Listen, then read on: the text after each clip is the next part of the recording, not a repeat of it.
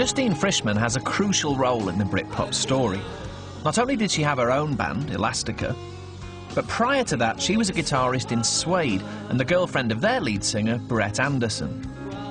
She met Brett at University College London while they were studying architecture, and he had just started to write songs with a particularly English quality about them. So what was it in Brett's lyrics that back then even kind of set Suede apart from what else was around? There was a kind of vision of almost a character like proof rock, you know, T.S. Eliot's proof rock, a kind of downtrodden Englishman with an incredible kind of romantic interior life. Just go away, he said.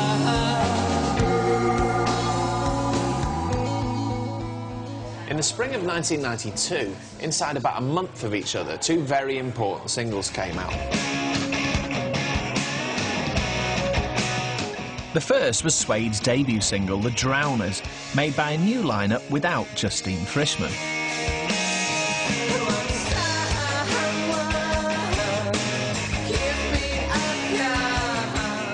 By this time, she was in a relationship with Damon Albarn, the lead singer of Blur, and they produced the second important single, Pop Scene.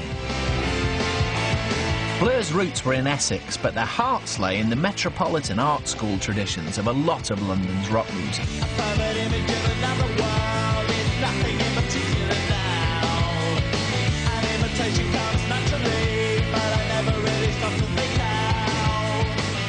Running through the music these people made was a new emphasis on the totems of Britishness.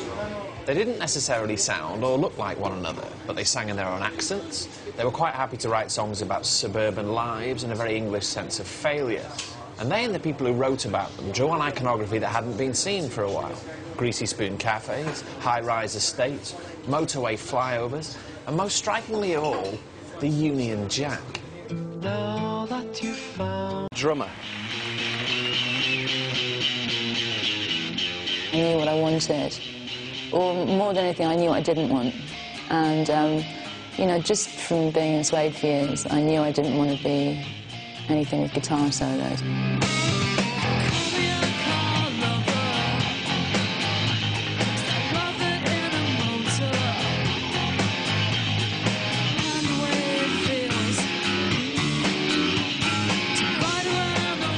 I did think Elastica were bloody amazing when I heard the first demos.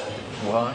Because to me, in a way, it was like the music that I thought I should have been making, in a way.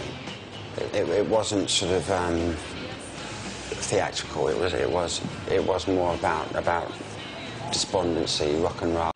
Park Life was 3 times as many as, you know, Definitely Maybe was around 600,000, and Park Life was something like 1.5 to 2 million. So they were like miles past us. Right?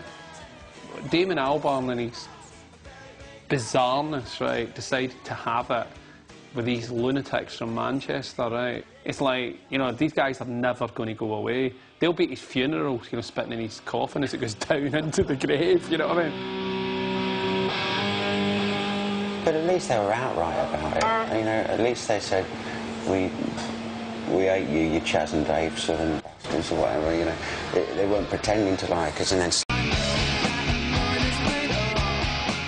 I remember seeing the term Britpop, I think maybe it was the NME, and just having this horrible feeling that it was going to catch on.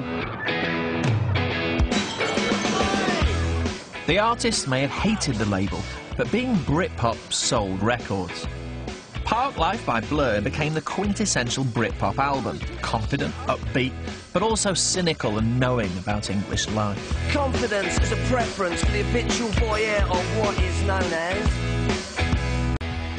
Mike Smith, who was Blur's publisher at EMI and Elastica's publisher, gave us this tape and said, oh, you know, it's the next big thing.